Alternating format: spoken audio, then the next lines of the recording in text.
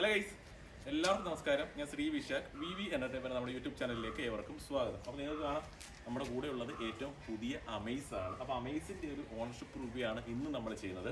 അപ്പോൾ സാധനത്തെ കുറച്ച് കാര്യങ്ങൾ നമുക്ക് ചോദിച്ച് മനസ്സിലാക്കാനുണ്ട് ഈ ഒരു വാഹനത്തെക്കുറിച്ച്. ഇപ്പോൾ അത്യാവശ്യം നല്ല ഹോട്ട് സെല്ലിംഗ് ആയിട്ട് തന്നെ കൊണ്ടുവന്ന് നിൽക്കുന്ന ഒരു വാഹനം തന്നെയാണ്. സെഡാനാണ് വാഹനം. അപ്പോൾ സെഡാൻ സെഗ്മെൻറ്റിനെ കുറച്ച് ഇതായിട്ട് നിന്ന സമയത്താണ് പുതിയ അമേസും പുതിയ വേറെ കോമ്പറ്റീറ്ററൊക്കെ വാഹനങ്ങൾ കൊണ്ടുവന്നിട്ടുള്ളത്. അപ്പോൾ വീണ്ടും ആ ഒരു സെഗ്മെൻറ്റ് നല്ല രീതിയിൽ ഉണർന്ന് നിൽക്കുകയാണ്. അപ്പോൾ സാർ ഈ ഒരു സെഡാനിലേക്ക് എന്തുകൊണ്ട് വന്നു, സാറിന് എന്തോ മൈലേജ് കിട്ടുന്നുണ്ട്, അങ്ങനെ കുറേ കാര്യങ്ങൾ നമുക്ക് ചോദിച്ച് മനസ്സിലാക്കണം. അപ്പോൾ എല്ലാ കൂട്ടുകാർക്കും നമ്മുടെ വീഡിയോയിലോട്ട് സ്വാഗതം. അപ്പോൾ സാറേ നമസ്കാരം. നമസ്കാരം സാർ, അതിൻ്റെ പേരെന്ന്? എൻ്റെ പേര് മോഹൻ. ഞാൻ ഒരു ഫോട്ടോഗ്രാഫറാണ്. രാഗം സ്റ്റുഡിയോ നടത്തുന്നത്. രാഗ കേട്ടുണ്ട് രാഗ സ്റ്റുഡിയോ. കേട്ടു. അപ്പോൾ സാറിൻ്റെ സ്ഥലമാണെന്ന് പറഞ്ഞാൽ ജസ്റ്റ്? സ്ഥലം പെരുമ്പുഴ. പ്രോപ്പർ ഞാൻ ഇരിക്കുന്ന ബിസിനസ് കൂട്ടറാണ്. കുണ്ട്ര. അതെ, കുണ്ട്രയിൽ ഞാൻ കണ്ടിട്ടുണ്ട് രാഗ സ്റ്റുഡിയോ, നമ്മൾ കണ്ടിട്ടുണ്ട്. നിങ്ങൾ ഒത്തിരി വർഷം കൊണ്ടുള്ളത് അതില്ലേ? എൻ്റെ 38 വർഷമായി. 38 വർഷം കൊണ്ടുള്ളതാണ്. Okay sir. അപ്പോൾ നമുക്ക് ഇതിലേക്ക് നമ്മുടെ വണ്ടിയുടെ മെയിൻ വിഷയത്തിലേക്ക് വരാം. അപ്പോൾ ഇത് ഏറ്റവും പുതിയ അമേസ്. ഇത് സെക്കൻഡ് വേരിയന്റ് ആണ് അല്ലേ? സെക്കൻഡ് വേരിയന്റ് ആണ്. ഇത് 3 വേരിയന്റിൽ രണ്ടാമത്തെ വേരിയന്റ്. ഒരു വേരിയന്റ് കൂടെ നമുക്ക് വരുന്നുണ്ടായിരുന്നു. അപ്പോൾ സാർ എന്തുകൊണ്ടാണ് ഈ ഒരു സെക്കൻഡ് വേരിയന്റിലേക്ക് വന്നത്? എനിക്ക് ഒരു ഓട്ടോമാറ്റിക് സിസ്റ്റത്തിനോട് താല്പര്യം തോന്നിയില്ലായിരുന്നു. എനിക്ക് ശരിക്കും നല്ലോണം എനിക്ക് തന്നെ ഡ്രൈവ് ചെയ്യണമെന്നുള്ളത് തോന്നിയതുകൊണ്ട് എടുത്തതാണ്. പക്ഷേ അവർ എന്നെ ഡ്രൈവ് ചെയ്ത് കാണിക്കാനായിട്ട് വണ്ടി കൊണ്ടുവന്നിരുന്നു. എനിക്ക് ഇതിനേക്കാളും ഒക്കെ വളരെ തൃപ്തിയായത് ആ വണ്ടി തന്നെയാണ്. ഓട്ടോമാറ്റിക് തന്നെയാണ് ഫസ്റ്റ്. പിന്നെ എൻ്റെ പ്രായമൊക്കെ വെച്ചുകൊണ്ട് ശരിക്കും ഞാൻ അത് തന്നെയായിരുന്നു നോക്കേണ്ടത്. എന്നാലും ഇതിൽ ഞാൻ 100% തൃപ്തനാണ്. അതായത് സാറ് പറഞ്ഞതെന്ന് വെച്ചാൽ സാറ് മാനുവലാണ് എടുത്തേക്കുന്നത്. അപ്പം ഓട്ടോമാറ്റിക് ആയിരുന്നു കൊണ്ടുവന്ന് സാറിന് ഇഷ്ടപ്പെടുകയും ഇഷ്ടപ്പെട്ടു. പക്ഷെ എന്നാലും ഓട്ടോമാറ്റിക് ആണ്. സാധാരണ എല്ലാവരും ചിന്തിച്ച് നമുക്ക് എന്താ പിന്നെ ഓട്ടോമാറ്റിക് എടുക്കാൻ, വെറുതെ ക്ലച്ച് ചെയ്യാൻ വെട്ടി ഗിയർ ഷിഫ്റ്റ് ചെയ്ത് ഓട്ടിക്കണ്ടല്ലോ എന്ന് ചിന്തിക്കും. ഇപ്പൊ എല്ലാവരും അങ്ങനെ എന്താ ചിന്തിക്കുന്നത്? സാറ് പക്ഷെ എന്തുകൊണ്ടാണ്? എന്നെ സംബന്ധിച്ച് ഞാനൊരു ഹെവി ഡ്രൈവറാണ്. 45 വർഷം കൊണ്ട് വണ്ടി ഓടിക്കുന്ന ആളാണ്. MMB മെക്കാനിക്കൽ മോട്ടോർ വെഹിക്കിൾ പാസ്സായ ആളാണ്. ശരിക്കും വാഹനത്തെക്കുറിച്ച്, വാഹനം എന്താണെന്ന് അറിഞ്ഞ് വണ്ടി ഓടിക്കുന്ന ആളാണ്. അതുകൊണ്ട് എനിക്ക് യഥാർത്ഥത്തിൽ ഒരു ഓട്ടോമാറ്റിക്കിനെക്കായി താല്പര്യം മാനുവലിനോട് തോന്നിയത് കൊണ്ടാണ് അങ്ങനെ ചെയ്തത്. പക്ഷെ ഒരു അഭിപ്രായം എനിക്കുണ്ട്, എൻ്റെ കണക്ക് പ്രായമായവർ എപ്പോഴും ഈ ഇത്തരം വണ്ടികളിൽ ഓട്ടോമാറ്റിക് തന്നെ എടുക്കണം. വളരെ ഇന്നത്തെ രീതിക്കും റോഡിന്റെ സ്റ്റൈലിനും ഒക്കെ നല്ലതാണ്. സാറിന് ഇതിന് എന്തോ പ്രൈസ് ആയിട്ടുണ്ടായിരുന്നത്? ഇതിന് ഒരു 11 ലക്ഷത്തി സംതിങ് ആയിട്ടുണ്ടായിരുന്നു. അപ്പൊ ഇത് എടുക്കുന്ന സമയത്ത് സാറിന്റെ മനസ്സിൽ വേറെ ഏതെങ്കിലും വണ്ടികൾ മനസ്സിലുണ്ടായിരുന്നോ? ഞാൻ അന്ന് തൊട്ട് മുന്നേ നോക്കിയത് എനിക്ക് മാരുതിയുടെ ഡിസയർ പുതിയ വർഷം ഇറങ്ങുന്നുണ്ടായിരുന്നു. അതിന്റെ കൂടെ തന്നെയാണ് ഇത് ഇറങ്ങിയത്, അമീസ് ഇറങ്ങിയത്. അമീസും ഡിസയറും ഇറങ്ങിയപ്പോൾ ഒരിക്കലും ഡിസയർ അമീസിന്റെ മുമ്പിൽ ഒന്നും ആകത്തില്ലെന്ന് എനിക്കറിയാം. കാരണം എന്റെ കയ്യിൽ സിറ്റി ഉണ്ട്. ഓൾറെഡി ഹോണ്ട സിറ്റി എന്റെ മോന് വേണ്ടി ഞാൻ എടുത്തത് എന്റെ വീട്ടിൽ തന്നെയുണ്ട്. പിന്നെ ഇതിന്റെ ഫ്യൂവൽ കണ്ടീഷനിലും ബാക്കിയുള്ള ഹോണ്ടയുടെ സിസ്റ്റത്തിലെല്ലാം എനിക്ക് വിശ്വാസമുണ്ട്. അതുകൊണ്ട് ഞാൻ ഇത് തന്നെ അപ്പോൾ ഓൾറെഡി അപ്പൊ അതിനൊരു ഉത്തരവായി. ഓൾറെഡി ഒരു ഹോണ്ട സിറ്റി സാധനം ഉണ്ട്. അപ്പൊ ഉറപ്പായിട്ട് അതിന്റെ ഒരു കംഫർട്ട്, എനിക്ക് ഇതുവരെ കിട്ടിയ സർവീസ് എല്ലാം മറ്റൊരു വാഹനത്തിലേക്ക് എന്തായാലും പോത്തില്ല. അപ്പൊ എനിക്ക് വേറൊരു കാര്യം നമ്മൾ തുറക്കം ചോദിച്ചാൽ ചോദിക്കുക, ഇതിന് മുകളിലേക്ക് ഒരു വേരിയന്റ് കൂടെ ഉണ്ടായിരുന്നു. അഡാസ് ഇങ്ങനെയൊക്കെ ഉണ്ടെന്ന് പറയുന്നുണ്ട്. കുറച്ച് ഫീച്ചേഴ്സ് ഒക്കെ വ്യത്യാസം വരും. അപ്പൊ എന്തുകൊണ്ടാണ് സാർ അത് വേണ്ട, നമുക്ക് ഇതെടുക്കാം, എനിക്ക് ഇതിനകത്ത് ഒരുവിധം എല്ലാം ഉണ്ട്, എല്ലാം ഉണ്ട്. അപ്പൊ എന്തുകൊണ്ടാണ് അത് നല്ലൊരു ഉത്തരവാണ്.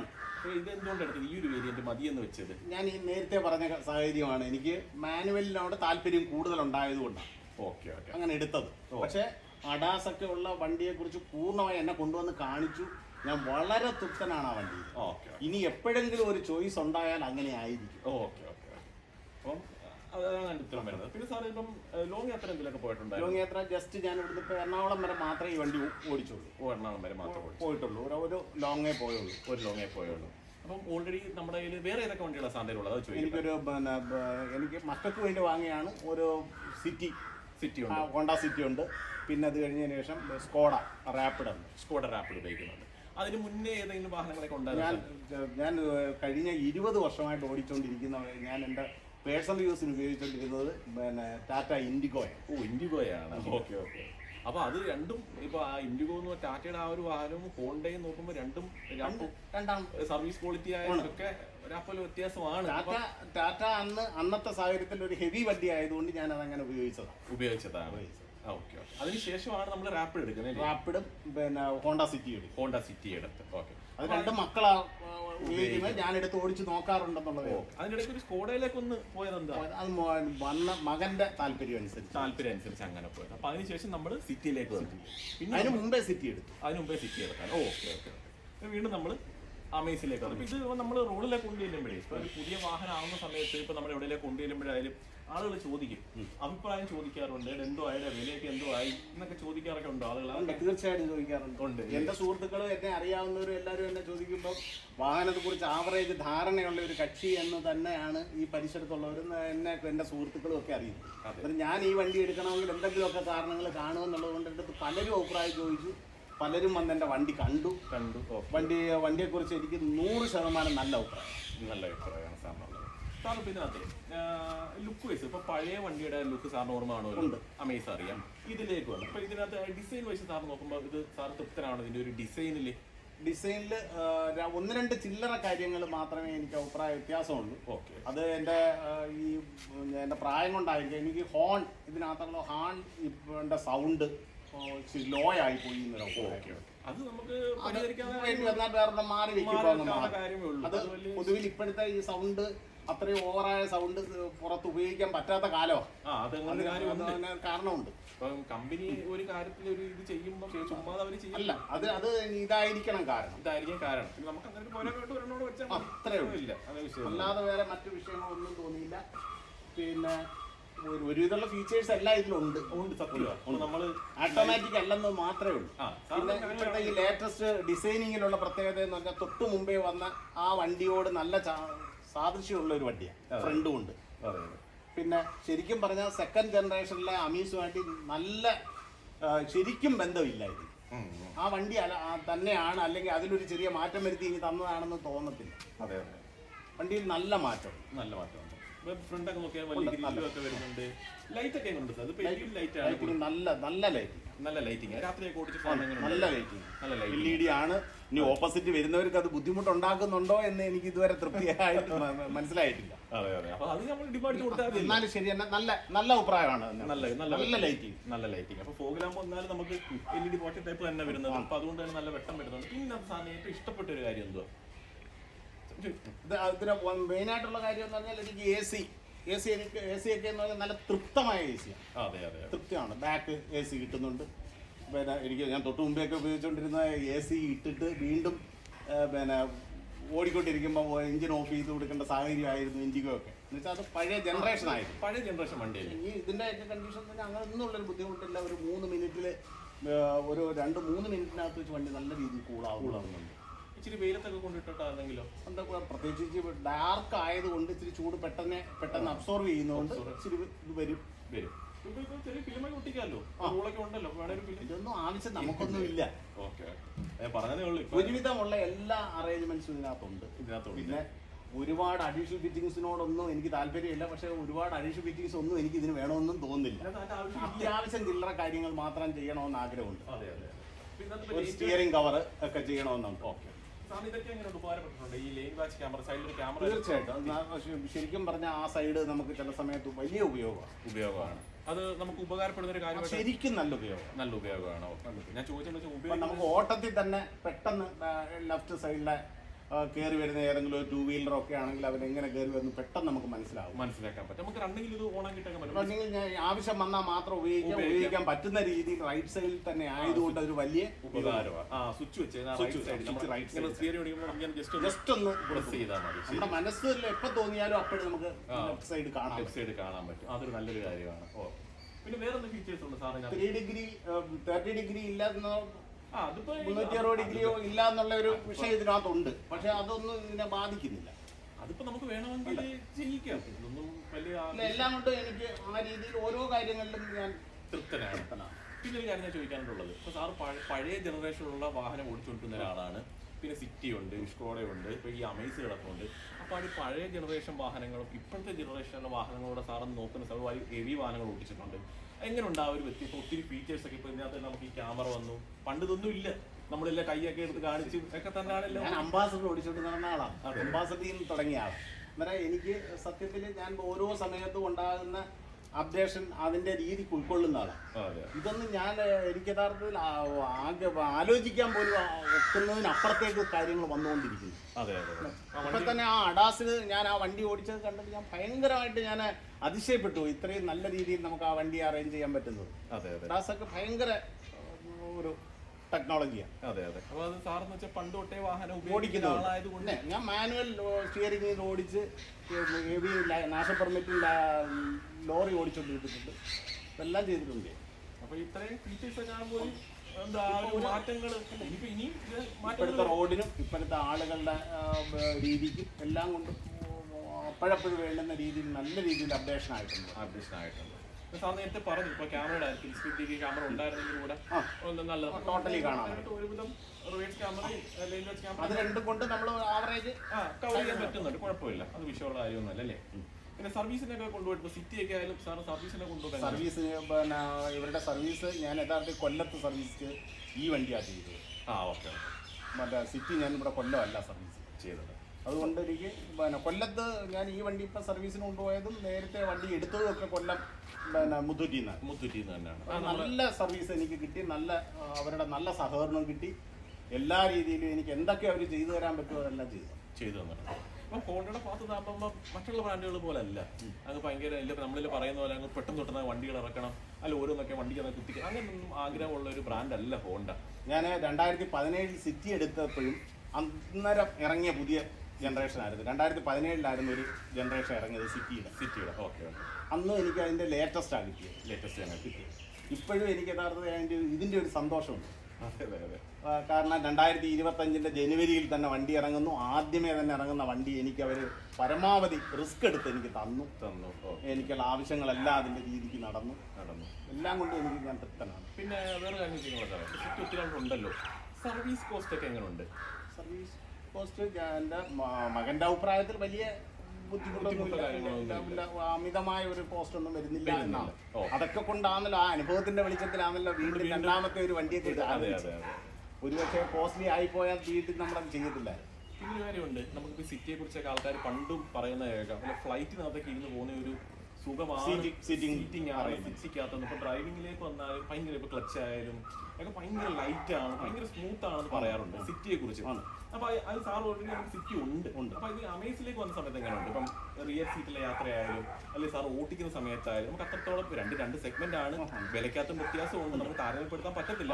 എന്നിരുന്നാലും എങ്ങനെയുണ്ട് സാറിൻ്റെ ഒരു അഭിപ്രായത്തിൽ? അതുമായിട്ട് കിടപിടിക്കുന്നുണ്ടോ നമുക്കൊരു യാത്രാ സുഖമായാലും അല്ലെങ്കിൽ കംഫർട്ടായാലും? ഞാൻ യഥാർത്ഥത്തിൽ സിറ്റിയേക്കായി ഇച്ചിരൂടെ ചെറിയ വണ്ടിയിലേക്ക് വരാൻ വേണ്ടിയാണ് ഇത് അമീസ് നോക്കിയത്.